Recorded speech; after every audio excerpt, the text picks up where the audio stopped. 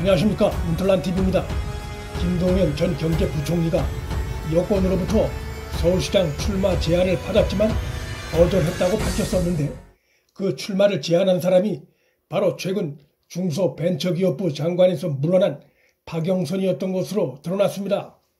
서울시장 선거에 나가지 않으려고 꼼수를 부린 것이 들통난 것입니다.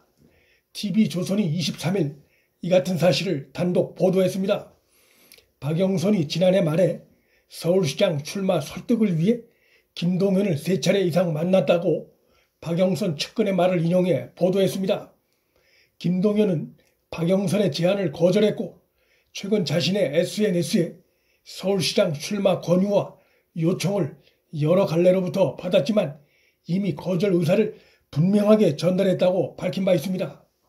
아직 능력이 부족하다는 겸손의 뜻을 표시했지만, 그가 경제부총리를 역임했던 인물이란 점에서, 또 정치 세력 교체론을 펴고 있다는 점에서 여권 후보로 서울시장 선거전에 나설 뜻이 없음을 분명히 밝힌 측면이 있다고 볼 수 있습니다.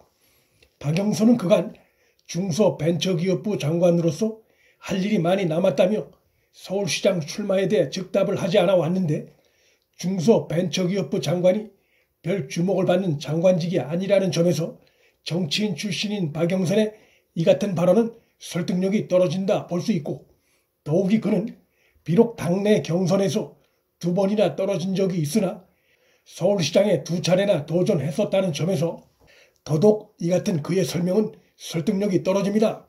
결국 당내 구도상 이번이 그가 후보가 되기 비교적 유리한 환경이었음에도 출마를 주저한 것은 당선에 대한 자신감이 없었고, 그래서 자기 대신 나갈 사람을 찾다가 김동연을 만나 출마를 제안했다가 퇴짜 맞은 사실이 드러난 것입니다.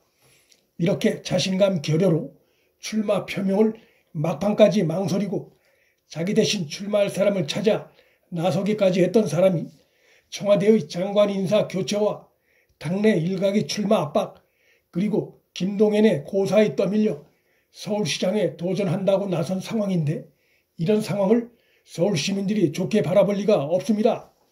박영선의 이런 행태는 다분히 기회주의적이고 눈치보기식 행태라 볼 수 있습니다.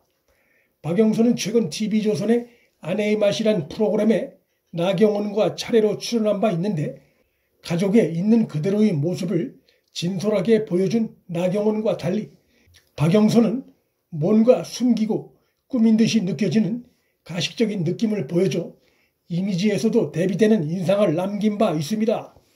박영선의 이런 행태는 그의 장관 인사청문회 당시에도 나타난 바 있습니다.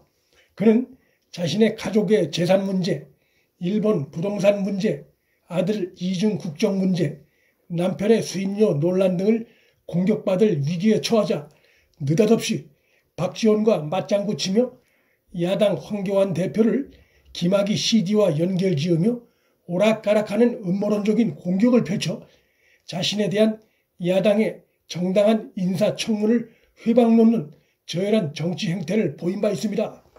그가 당시 황 전 대표에 대해 제기했던 의혹들은 모두 사실 무근으로 드러났지만 사과하지 않았습니다.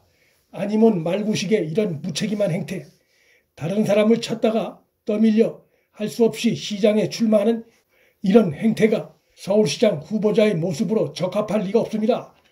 현재 각종 여론조사는 여야 1대1 대결에서도 안철수, 나경원 등 야당의 단일 후보가 여당 단일 후보에 앞서는 것으로 나타나고 있고, 여야 모든 후보를 상대로 한 여론조사에서도 안철수, 나경원 등 야권 후보가 1, 2위를 차지하는 것으로 조사되고 있습니다. 여당에서 박영선이 상대적으로 우세하다는 사실 그 자체가 야권은 이번 서울시장 선거전에서 유리한 구도라 할 수 있습니다. 박영선은 서울시장 당내 경선에서 2번이나 떨어진 것이 보여주듯 여권 지지층 내부에서도 지지도가 그리 높지 않습니다. 그는 특히 과거 야당 시절엔 문재인과 각을 세우며 친문 지지층에 눈밖에 난 적도 있어 그의 여당 내에서의 흡인력은 의문부호입니다.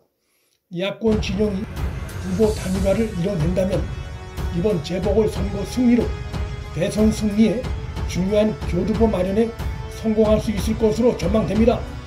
문틀란TV 여기서 마칩니다. 구독과 좋아요, 방송 공유는 방송 제작에 큰 힘이 됩니다. 시청해 주셔서 감사합니다.